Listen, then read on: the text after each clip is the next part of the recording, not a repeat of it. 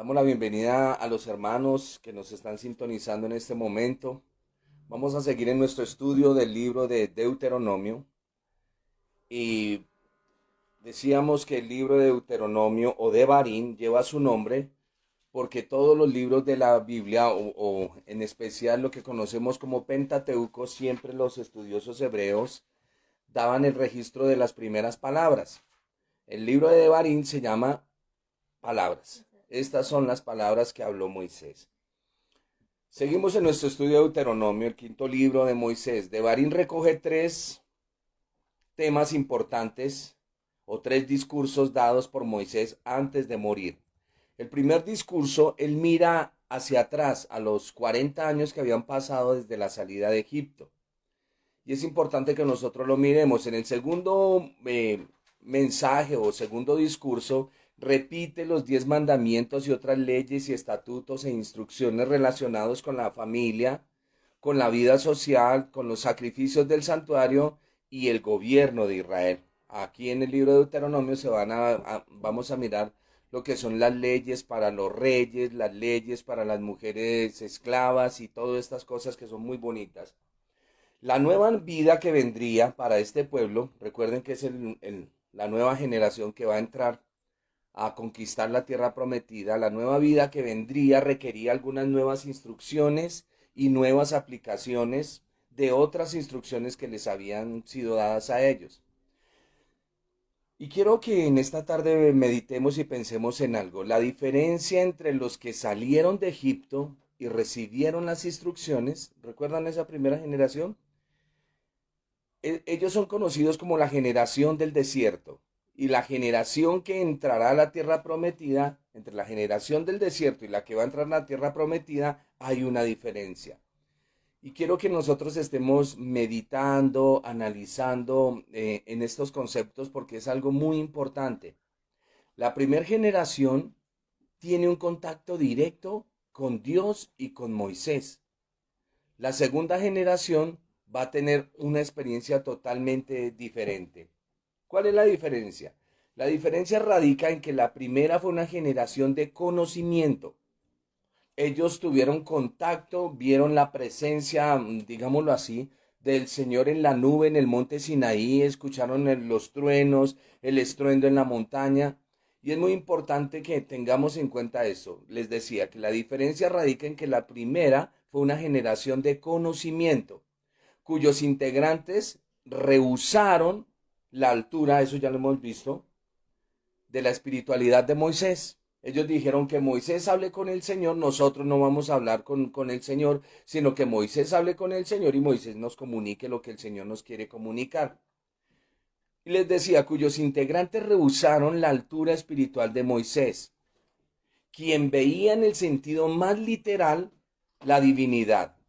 Y así también los hebreos de su generación vieron la revelación de Dios en el monte Sinaí y los milagros y maravillas acontecidos antes y durante el éxodo de Egipto.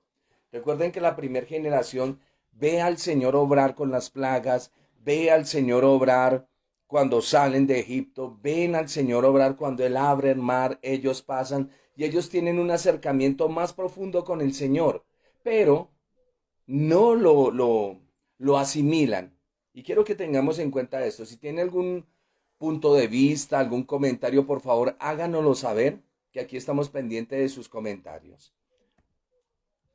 Les decía que estas personas tuvieron la oportunidad de tener un contacto más directo con el Señor, pero lo rehusaron. Pero la primera generación es la que tiene más contacto con Dios. La segunda generación era más material. El acceso a la dimensión espiritual se limitaba solo a escuchar.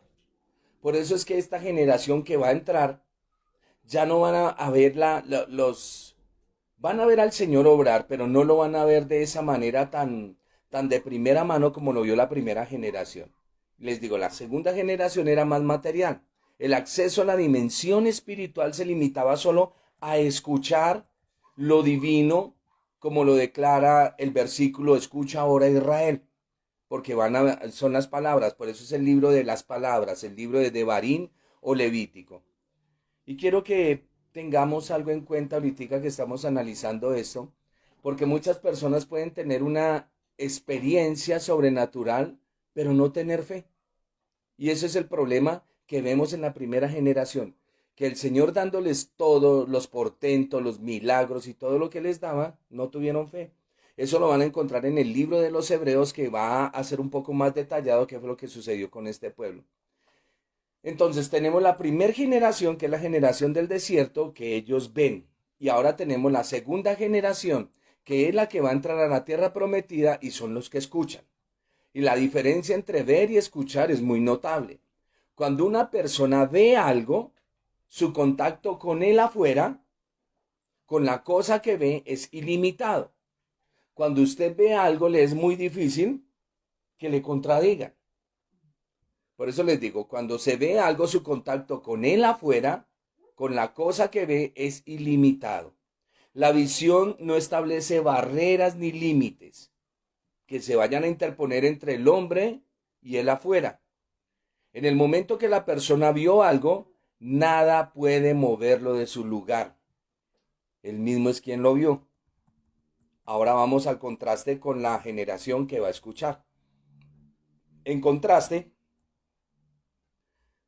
la generación que va a escuchar, si bien en el momento que se oye algo, el individuo internaliza el concepto de oído, de lo que escucha, si el asunto luego es cuestionado, puede llegar a desestimarlo por completo. Y aquí nosotros somos la generación que escucha. Por eso debemos escuchar lo que la Biblia dice, no podemos escuchar otra cosa, porque la fe viene por el oír y el oír por la palabra de Dios. Y nosotros somos la generación que no anda por vista, sino por fe. Y volvemos otra vez. ¿Cómo viene la fe? La fe viene por el oír y el oír por la palabra de Dios. Esta generación que va a entrar va a escuchar a Moisés decirles el discurso y les va a contar cómo la generación que vio los milagros del Señor no entró. Ahora ellos van a entrar por el oído, van a escuchar las palabras de Moisés y con el proseguir de nuestro estudio vamos a ver qué hace la gente con la palabra, qué hace la gente con lo que escucha. Mucha gente escucha muchas predicaciones, pero en la práctica de su propia vida, ¿a dónde lo está llevando? ¿Cuál es el cambio? ¿Cuál es la formación? ¿Cuál es la transformación?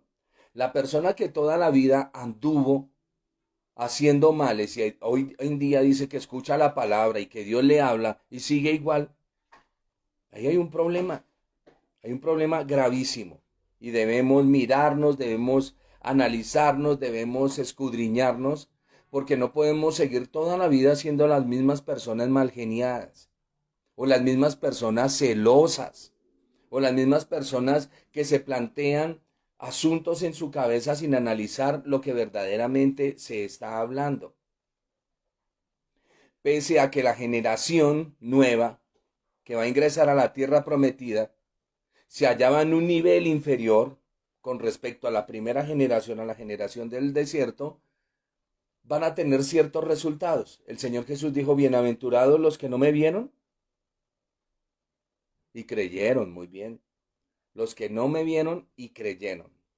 Aparentemente, del estado sublime espiritual al contacto de las cosas materiales ha sido la constante del hombre para acercarse a Dios. Les voy a explicar para que me lo entiendan.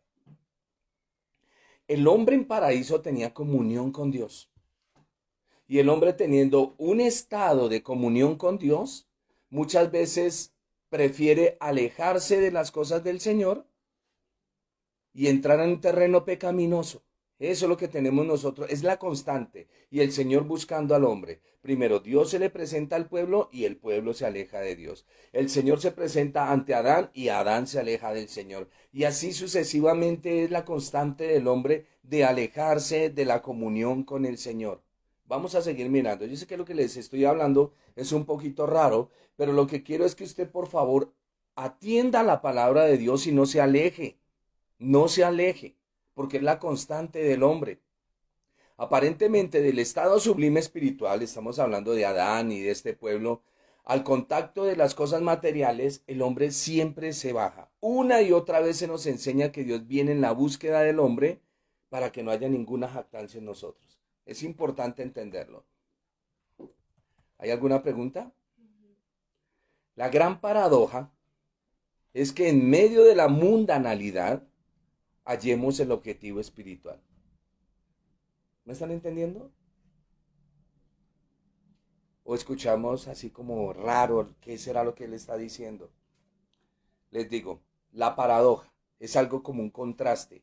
Es que en medio de la mundanalidad, en medio del pecado, hallemos el objetivo espiritual. Y no en medio de lo espiritual volvernos a lo carnal. Es lo que Pablo le dice a los Gálatas. ¿Quién nos fascinó, Gálatas insensatos? A quien a vosotros os fue presentado Cristo crucificado, y ustedes, habiendo comenzado por el Espíritu, van a terminar en la carne. Por eso les digo que debemos de tener muchísimo cuidado a lo que estamos estudiando. Esta palabra nos tiene que llevar a un crecimiento, no a un decrecimiento. ¿Cómo es posible que a mayor estudio de la Escritura, cuando deberíamos de tener mayor comunión con Dios, nos estamos desviando? ¿Qué estás mirando a diario? ¿Sigues caminando en tus concupiscencias? ¿Sigues buscando el pecado? ¿Solo escuchas la palabra del Señor como algo religioso y dices amén y de pronto te sientes un poco mal? Pero ¿qué estás haciendo en tu propia vida a diario? ¿Qué estás frecuentando? ¿Para qué utilizas las redes? ¿Para qué las utilizas? ¿Para buscar al Señor o para seguir buscando el mismo mal donde hemos estado caminando siempre? ¿Qué es lo que estamos haciendo? Si decimos ser creyentes, somos gente de la palabra, que oímos la palabra y que seguimos la palabra del Señor. La palabra tiene que hacer un cambio. La palabra en la vida de los esposos tiene que traer un cambio. Tiene que llevarnos a la humillación. Tiene que llevarnos al amor, al entendimiento. No nos puede llevar a los divorcios, a los crímenes. ¿Quién dijo eso? Una mujer que escucha la palabra del Señor está dispuesta a amar a su esposo y a llevarlo hacia adelante. Es importante entenderlo. Y que si el esposo no es creyente, como dice Pedro, por su conducta lo va a llevar al camino del Señor. Pero ¿cómo es posible que estemos escuchando la palabra a diario y estemos haciendo las cosas al contrario? Algo raro está sucediendo con nosotros y es la constante del hombre cuando se aleja de Dios. Vamos a seguir en nuestro estudio.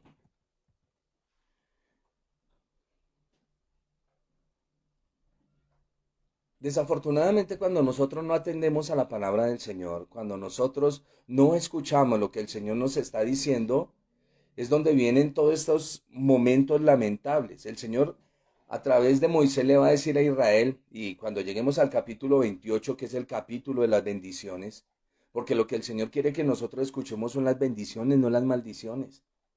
Y les dice, pero si ustedes deciden darme la espalda, esto les va a suceder. Resulta que un día David, teniendo su casa, me va a salir un momentico, dice, venga, yo tengo casa, tengo un palacio y el Señor no tiene casa. Y decide en su corazón levantar un templo para el Señor. ¿Y qué hacen los hombres con este templo? Descuidan tanto la presencia del Señor que el primer templo viene a ser destruido. Y luego el Señor les permite nuevamente volver a levantar un segundo templo. ¿Y qué pasó con eso? El Señor permitió que destruyeran el segundo templo. Y cuando está en el segundo templo, que eso sucedió en el año 70, la destrucción, el mismo Señor entra al templo y dice, vamos a construir un templo espiritual. ¿Qué estamos haciendo nosotros frente a las cosas del Señor? Y es importante que nosotros lo entendamos. Voy a leer lo que tengo acá.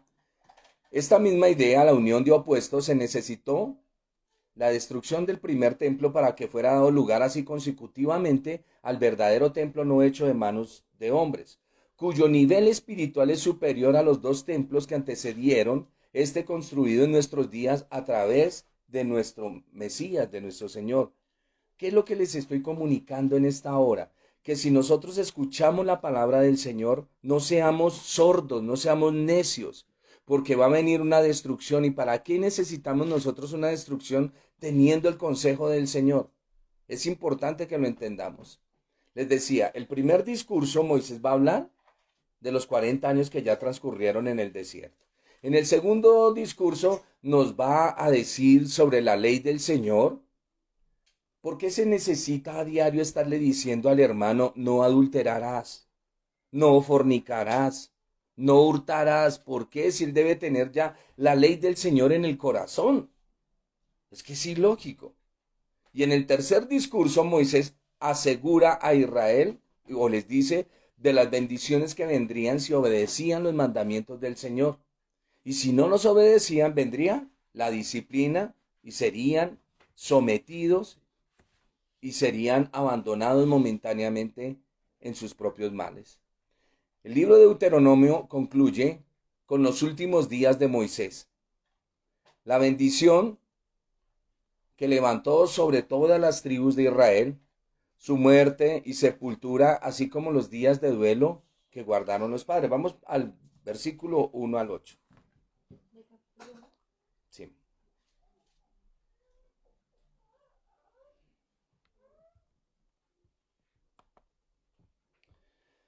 Dice, estas son las palabras que habló Moisés a todo Israel a este lado del Jordán. Voy a saltar y vamos al versículo 5.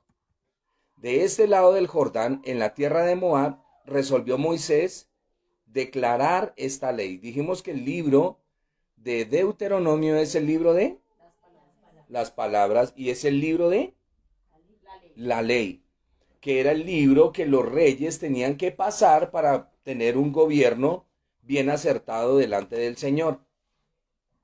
Moisés comienza a preparar el pueblo haciendo un recuento histórico desde la salida de Egipto. Cuando él habla del versículo 1 al versículo 5 de las 11 jornadas, su etapa es un recorrido que podían hacerlo caminando en 11 días, pero debido a la desobediencia, les tardó 40 años. ¿Cuánto quieres seguir caminando tú en tu pecado para salir verdaderamente a tomar esa tierra prometida, a tomar verdaderamente ese reposo? ¿Cuánto tiempo necesitas tú? ¿Cuánto quieres seguir caminando ahí? La cuestión no es, y quiero decirle, la cuestión no es que nos juzguen. La cuestión no es lo que digan los demás. La cuestión que nosotros estamos analizando es quién soy yo verdaderamente y qué es lo que estoy haciendo. ¿Para dónde es que voy? No necesito la crítica de nadie. Estamos hablando de la palabra del Señor. De cómo nosotros, teniendo un lugar en el Señor, teniendo una comunión con el Señor, la constante es devolvernos al pecado. ¿Por qué hacemos eso? ¿Por qué no ponemos cuidado a las palabras del Señor? ¿Por qué no ponemos cuidado a este libro de la ley? El libro de Deuteronomio es un libro preciosísimo. Mucha gente, cuando hablo con creyentes, me dicen, es que nosotros no vivimos bajo la ley, sino bajo la gracia. Y eso lo dice la Escritura. Pero ¿en cuál ley ha vivido usted? ¿En qué ley han vivido ustedes? ¿En ninguna? Es más, les pregunta a uno cuáles son las leyes de la palabra de Dios y no las saben. Y vienen y le dicen a uno, yo no camino bajo la ley, sino bajo la gracia. Se aprenden un versículo, pero no saben de qué trata la ley. La ley del Señor es preciosa. Y el Señor Jesús dijo algo muy, muy claro para nosotros. No he venido a abrogar la ley, sino a cumplirla. Y el cielo y la tierra pasarán, mas mi palabra no pasará. El nuevo pacto, de lo que muchos hablan, de que ya no viven bajo la ley, sino bajo la gracia, el nuevo pacto dice que el Señor, cuando venga e ilumine el corazón del hombre, escribirá la ley en su mente y en su corazón. Lo que el Señor dice, lo que el Señor habla, no es para que nosotros lo rompamos, lo dañemos, lo tergiversemos. Así no es. Debemos conocer la ley del Señor. Por eso el versículo dice, declarar esta ley. Veíamos en la clase pasada que el libro de Deuteronomio es la ley. Es el libro que tienen que transcribir los reyes, los hombres en la congregación. Todos debemos aprender. Nunca vaya a decir, yo ya no estoy bajo la ley, sino bajo la gracia, si no conoces lo que el libro de Deuteronomio está diciendo. Porque aprendiste a recitar una palabra, pero no sabes verdaderamente qué es la ley. Lo que ahora viene es una explicación en el libro de Deuteronomio que contiene 200 de los 613 mandamientos. Los 613 mandamientos es lo que los judíos han querido implantar dentro de las comunidades, que nosotros sabemos que no estamos sometidos a 613 mandamientos, sino que hay dos mandamientos que el Señor estableció. ¿Cuáles son? Amar al Señor sobre todas las cosas y amar a nuestro prójimo. Bueno, amar al Señor sobre todas las cosas me suena como a catecismo católico. Amar a Dios y amar al prójimo. Amarás al Señor tu Dios de todo tu corazón, con todas tus fuerzas, con toda tu mente, con toda tu alma, y al prójimo como a ti mismo. O sea que el mandamiento está basado en uno solo, en el amor, pero cuando lo entiendo. Quiero que se sitúen un momentico en Juan capítulo 13, versículo 34.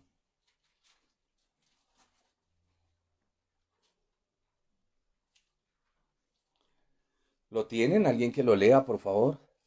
Ustedes en casita denle una leidita. ¿Qué dice?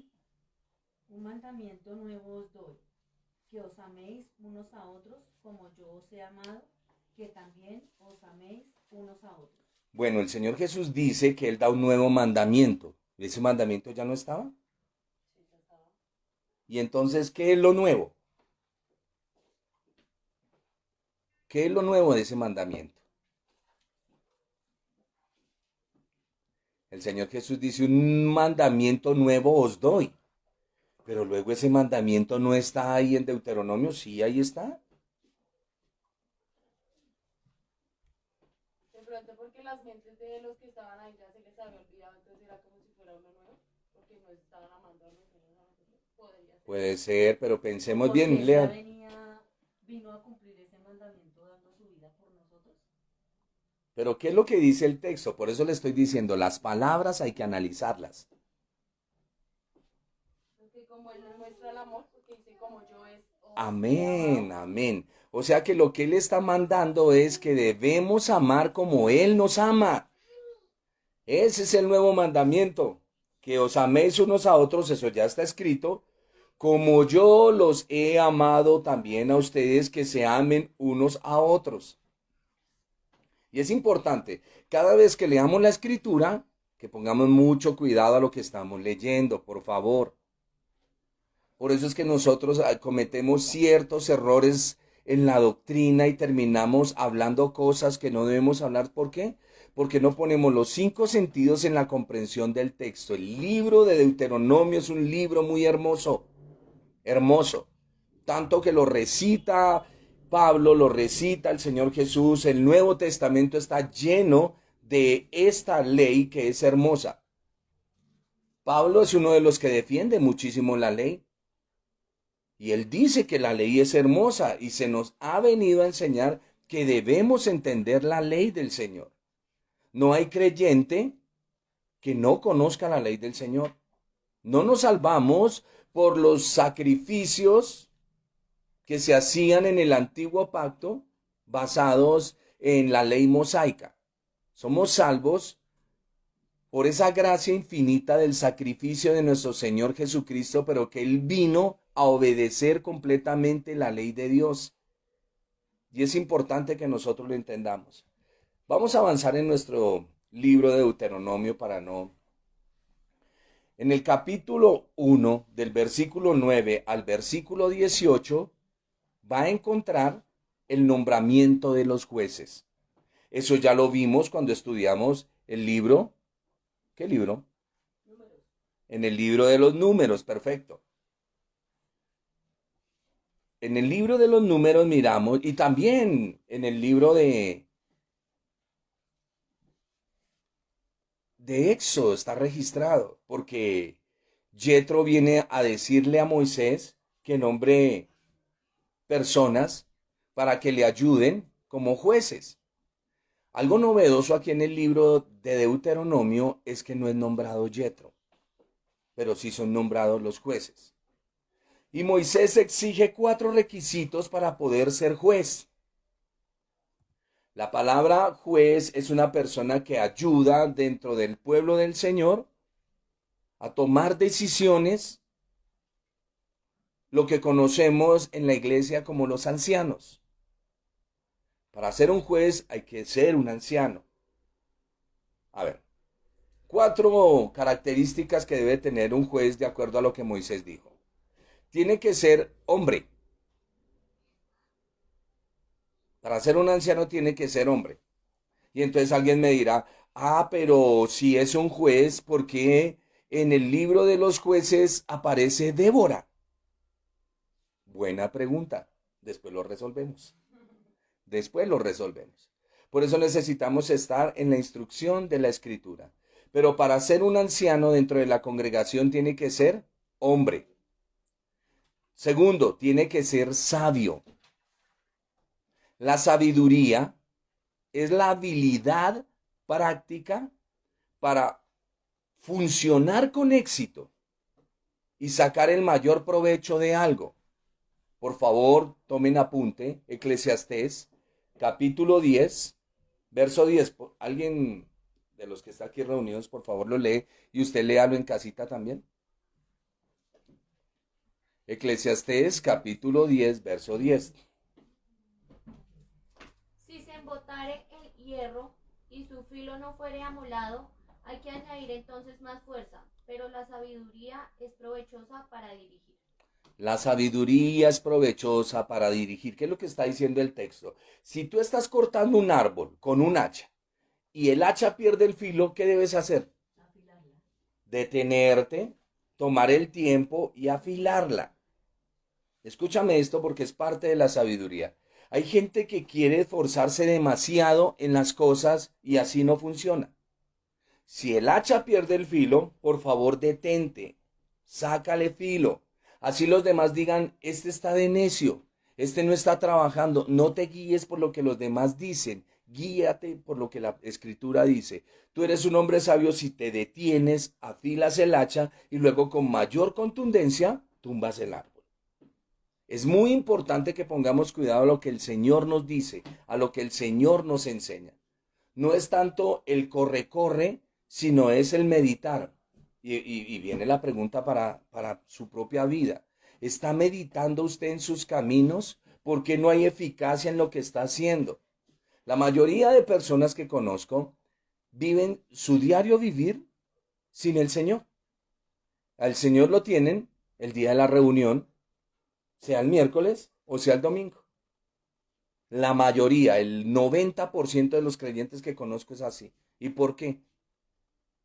Porque no hay un interés primario en su corazón hacia el Señor.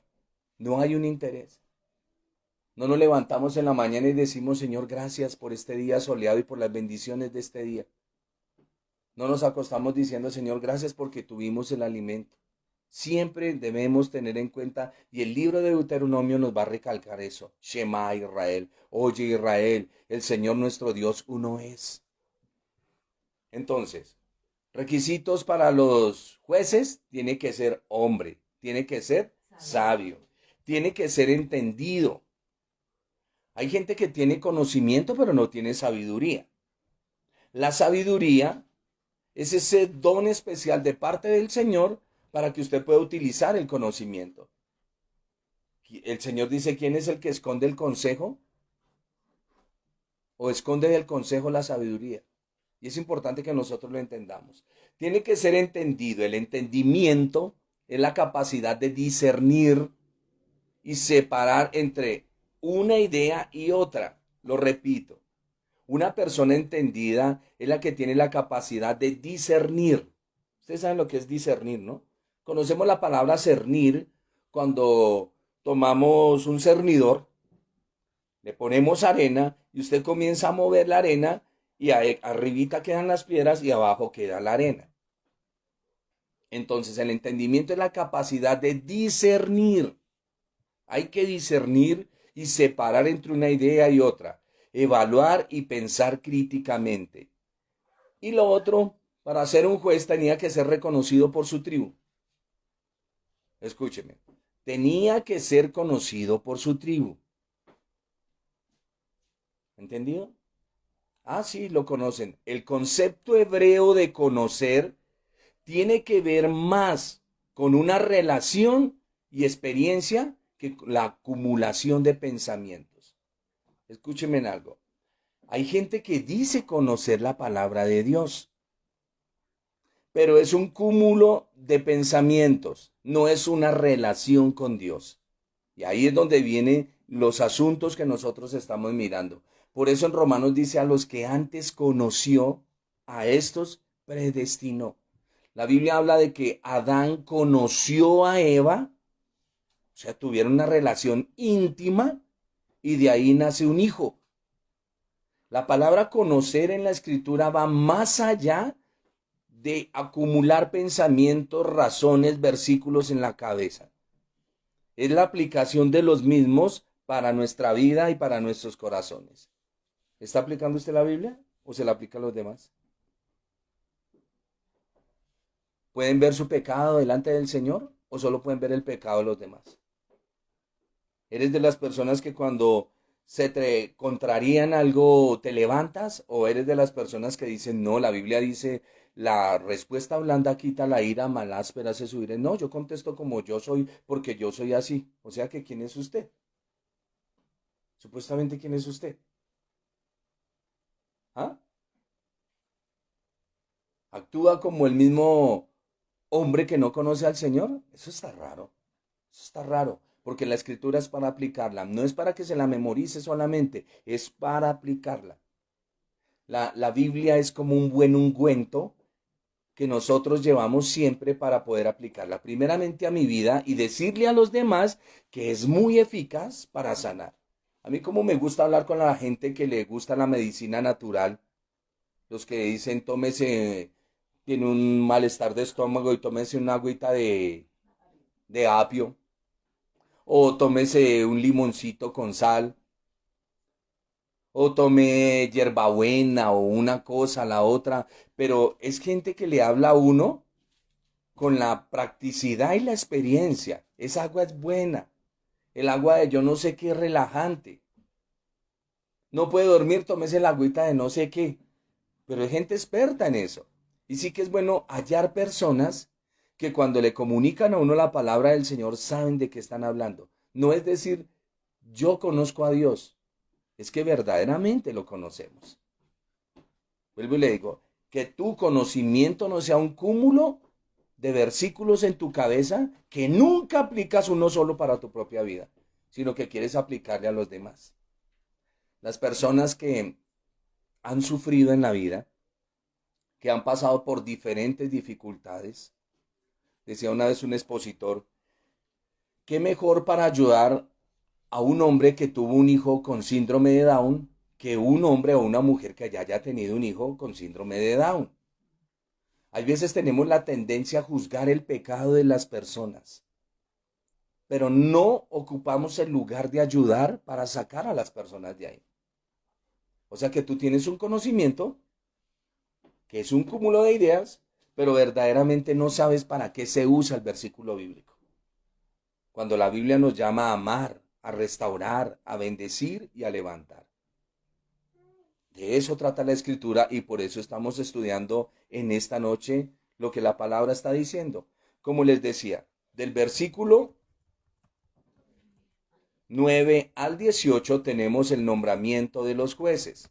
Ahora, del versículo 19 al 33, Moisés nos va a recordar lo que sucedió con la misión de los espías. Eso ya lo estudiamos. Como 10 de ellos crearon pánico dentro del pueblo y 2 dijeron, no vayamos que el Señor nos los entrega. En el versículo 21 de nuestro texto, Moisés nos recuerda, y el Señor también en esta hora, mira, Jehová tu Dios te ha entregado la tierra, sube y toma posesión de ella como Jehová, el Dios de tus padres, te ha dicho, no temas ni desmayes. Y vinisteis a mí todos vosotros y dijisteis, enviemos varones. Y así somos nosotros, con incredulidad, con duda. Si el Señor dijo, vaya, tómelo, es por la fe, eso es suyo, ¿usted para qué se pone a preguntarle a los demás? ¿Para qué? Si el Señor lo dijo, así es.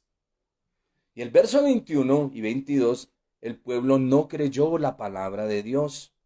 Y por eso pide que envíen espías a reconocer la tierra. Si el Señor ya había dicho, eso es de ustedes. ¿Y qué sucedió? Esa falta de fe, esa incredulidad llevó a que todo el pueblo se rebeldizara contra Dios. y tuvieron su castigo. Como consecuencia, el pueblo viene al castigo. El pueblo es castigado. De eso ya lo estudiamos. Y luego el pueblo se levanta y dice, vamos a ir a una batalla. Yo sé que el Señor nos va a respaldar. Y el Señor les dice, no vayan. Yo no voy a estar en esa batalla. ¿Y qué sucede? Los derrotan. Cuando Dios te dice, muévete, muévete. Y si Dios te dice, quieto, quieto. Pero nosotros somos de los que nos movemos cuando nos dicen, quietos. Por eso se nos dice que pensemos antes de hablar y no hablemos para pensar. Y es importante que nosotros aprendamos a direccionarnos conforme el Señor nos viene hablando cada día. Es muy importante. Les decía, como consecuencia, el pueblo viene al castigo. La muerte de toda esa generación que salió de Egipto. Ese fue el castigo. Ah, ¿no quisieron creer? Cuando mandan los espías dicen, no, nos van a matar, dijeron 10. Van a acabar con nosotros. Es más, nuestros niños van a ser el bocado para esos gigantes terribles. Y el Señor dijo, los niños son los que van a entrar y ustedes no entran. Porque a veces pensamos más de lo que debemos pensar. Cuando el Señor habla, obedecemos. Por eso la muerte de toda esa generación que salió de Egipto, solo 2 fueron los que tuvieron la oportunidad de entrar. ¿Quiénes fueron? Los 2 espías que dieron la buena nueva. Sí, caminen que el Señor ya nos entregó esa tierra. Hay que tener confianza en lo que el Señor dice. Israel tenía una imagen totalmente equivocada del Señor. Como muchos creyentes tienen una imagen totalmente equivocada de Dios. Los hombres crean a Dios de acuerdo a sus pensamientos. Y esto es un error gravísimo. El mandamiento del Señor dice, no te harás imagen ni ninguna semejanza, ni en la tierra, ni debajo de la tierra, ni en el cielo, ni por encima de él. Jamás compararás a tu Señor con nadie. Y nosotros hay veces tenemos la idea de que Dios es como yo pienso. Algunas religiones dicen, Dios es bueno, Él no va a castigar a nadie. Permítame, les doy esta perla maravillosa. Dios Padre castigó a su Hijo en la cruz del Calvario para salvarnos a nosotros. Así es que quítese esas ideas que usted tiene en la mente y en el corazón. Debemos mirar las Escrituras y aprender. Hay un libro del pastor John Piper que se llama Los deleites de Dios. Y uno de los deleites de Dios fue quebrantar a su Hijo en el madero para salvarnos. Por eso todo este trabajo pedagógico con Israel sobre los sacrificios, para cuando viniera el verdadero sacrificio, lo entendiéramos y aceptáramos en nuestro corazón. Jesús no es un hombre colgado en un crucifijo. Él no es Jesús. El mismo nombre de Jesús habla de Salvador. Jesús significa Salvador. Y si nosotros no entendemos la Escritura, no vamos a entender qué fue lo que el Señor vino a hacer en el Calvario. Es un sacrificio que Él hace por el hombre. Porque el hombre entró en desobediencia y para complacer al Padre debe haber obediencia. Con la obediencia se satisface la ley. Por eso el Señor vino en total obediencia. Pero si su merced no lee el Antiguo Testamento, no se va a dar por enterado. Y el sacrificio del Señor Jesús lo va a pasar por alto. O sea que va a ser una persona que tiene conocimiento o cúmulo de ideas y no un verdadero y pleno conocimiento de lo que el Señor ha venido a hacer. Por eso venimos estudiando la Escritura y debemos seguir estudiándola mientras el Señor nos dé aire para respirar. Ya después de que el Señor nos llame a su presencia, seguirán ustedes con el legado, compartiendo la Escritura, hablándole a los demás. Nunca se aparte su corazón de la ley y de la palabra. Nunca se aparte. Átalas a tu cuello, dice la Escritura. Ponlas en las dinteles de tus puertas. La Escritura es algo hermoso y debemos nosotros estar estudiando. ¿Tienes errores en la vida? Obvio, todos los tenemos. pero venimos siendo formados y transformados a la imagen de aquel que nos llamó. El camino del Señor no es para gente perfecta, es para gente que tiene tanta debilidad, pero que va al camino de la perfección. Por eso les digo que no nos podemos quedar en el mismo estado. Imagínense un niño que nace, pasa un año y de ahí para allá no crece más. Han pasado 15 años y el niño sigue babá, bubú y con pañal. Algo raro pasó. El ciclo de la vida es que nos desarrollemos. Y así sucede con nosotros como cristianos. Es hora de ir aplicando la palabra. Estas son las palabras que habló Moisés. Israel tenía una imagen totalmente equivocada del Señor, creada por ellos mismos por no tomar en serio la revelación que Él había dado de sí mismo. A ellos les gustaba, ya lo vimos en el libro de Números, discutir, provocar, chismear, hablar mal. Y así hay muchas personas que se quedaron ahí. Porque no voy a hablar mal de la persona que murmura, porque sé que con la ayuda del Señor puede salir de ahí. La cuestión es cuando la persona quiere quedarse ahí. La fe viene por el oír, y el oír la palabra de Dios. Quiero tocar aquí un punto, el concepto de fe griego, por eso hay veces enfatizamos en el pensamiento hebreo. El concepto de fe griego tiene que ver con una actividad intelectual. Cuando la persona piensa algo específico. La fe para un hebreo es poner su confianza en Dios y ajustar su vida de acuerdo a la persona en la cual deposita su confianza.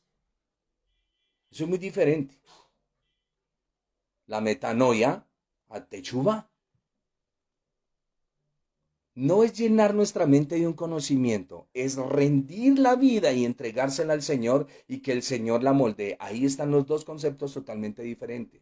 La fe griega se basa en unos puntos doctrinales, en dogmas, en frases aprendidas de memoria, que no necesariamente van a afectar su estilo de vida.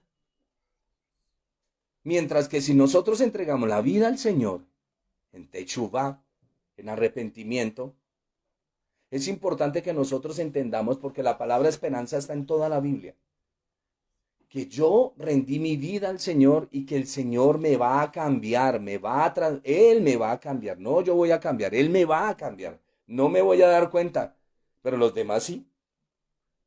No vivimos por conductismos, es un proceso en el corazón que Dios está haciendo y es muy importante que lo entendamos. Del capítulo 1, del verso 41 al 46 nos habla de la derrota en Orma. Y cuando nosotros lo leemos, es cuando el pueblo dice, vamos a salir a una batalla. Ya Dios nos perdonó. Y este es el resultado de un falso arrepentimiento. No es lo que decimos la techuvá. Techuvá es volver al camino de Dios. Y nosotros nos extraviamos un día del caminar con Dios. Por eso tomamos la dirección y volvemos otra vez hacia el Señor. Ellos hacían lo que era contra la voluntad de Dios. Una cosa es que tú creas que Dios te perdonó, que tú te arrepentiste, y otra cosa, que verdaderamente haya un arrepentimiento. Esas son dos cosas totalmente diferentes. Cuando hablamos de arrepentimiento y perdón, hay personas que nos cometen algo y vienen y nos dicen, perdóneme. ¿Pero verdaderamente usted está arrepentido para que me diga eso? ¿O sencillamente quiere restablecer una relación y no más? Porque el perdón implica un arrepentimiento y un dolor de haber hecho algo que ofendí a la otra persona. Ahora, el simple hecho de que una persona me diga, sí, yo lo perdono, no quiere decir que la relación ya se restauró. Porque es que nosotros creemos que cuando decimos perdóneme, la relación se restaura. Y no es así. Ahí vamos a ir trabajando poquito a poco a medida que estudiamos esas frases que nos van a ayudar muchísimo. Por eso cuando hay verdadero arrepentimiento del corazón, hay una verdadera restauración. Con el Señor funciona así.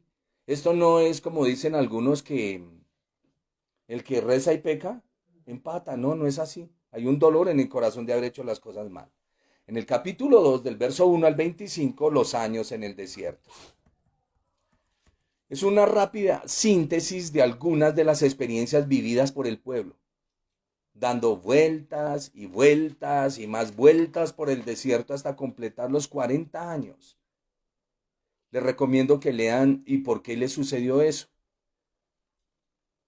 Hebreos capítulo 3, del versículo 7 en adelante hasta el capítulo 4:11. Léanlo en sus casitas y se van a dar cuenta.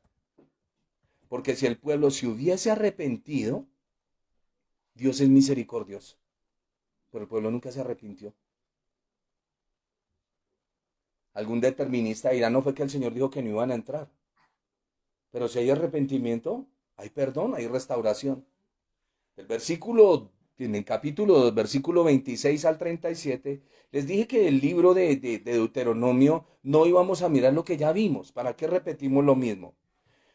Está la derrota a Sejón, que es un rey. Recordemos que esta batalla que van a narrar aquí en el versículo 26 del capítulo 2, es con la nueva generación, con los jóvenes que van a entrar a la tierra prometida. Ya todos los de la generación anterior han perecido en el desierto. El Señor los entrega en manos de Israel, a este rey Sejón, quienes derrotan y conquistan la tierra. En el capítulo 3 está la derrota a Og, rey de Basán. Eso ya lo vimos también. Que es otro rey que se opone al paso de Israel y que el Señor entrega e Israel lo derrota conquistando sus tierras. Y en el capítulo 3 del versículo 12 al 22 nos habla de media tribu fuera de la tierra de Israel, en Transjordania, que se van a quedar. Porque ellos les dijeron, la tierra prometida es pasando el Jordán, pero ellos decidieron quedarse a este lado. Y ellos van a tener su problema, como lo vimos ya en capítulos anteriores del libro de Números, que por quedarse a este lado 2 tribus y media son los primeros que van a llevar en cautividad. Cuando el Señor nos da una orden hay que obedecer completamente la orden, no a capricho de nosotros mismos. Hasta aquí llegamos con nuestro estudio del libro de Deuteronomio, capítulo 1, 2 y 3. Les queda como tarea que estén analizando los siguientes capítulos, que ustedes los lean, y nosotros pues tratamos de darle una explicación sencilla para que su merced vaya entendiendo de qué trata el libro de Deuteronomio. Recuerde que todo lo que usted lea en la escritura debe hacerlo de corazón, con sinceridad, esperando recibir una palabra del Señor. Siempre. Por favor, sea de las personas que se comunica al Señor, si no lo hace a diario, aunque sea cada tercer día. Abra la escritura y escuche la voz del Señor. El Señor, la Biblia dice que la sabiduría clama en las calles para ser oídas, y el Señor habla. Afinemos nuestro oído, afinemos nuestro corazón. Los domingos estamos llevando una serie de estudios sobre el libro de los Salmos. Los Salmos son cánticos hermosos. Hay cánticos de dolor, hay cánticos de alegría, hay cánticos, digámoslo así, como de despecho. Y es importante que nosotros analicemos la palabra. Estos cánticos, que son oraciones, nos van a llevar a tener una afinidad con el Señor. Y a medida que estamos estudiando Deuteronomio, sé que debo acercarme al Señor con un corazón sencillo, sin hipocresías. Al Señor no venga a alabarlo con palabras rimbombantes. Al Señor háblele con la sencillez que el niño le habla a su padre. Al Señor hablemosle de todo corazón. No le oculte las cosas. Si hemos cometido lo malo, digámosle, Señor, he hecho lo malo. Necesito de tu ayuda, de tu formación, de tu fortaleza. Ayúdame a salir de estas situaciones que llevo tanto tiempo metido ahí, que no he podido salir, no me dan paz, hasta me avergüenza. Y es importante que nosotros le oremos al Señor con sinceridad. Él conoce nuestro levantar y Él conoce nuestro acostar. Esto no se trata de conductismos. Esto no se trata de tratar de aparentarle a los demás lo que no somos.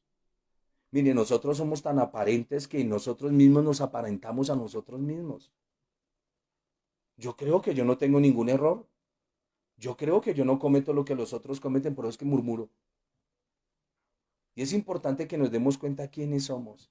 Cuando una persona se nos acerque por ayuda, brindémosle la ayuda.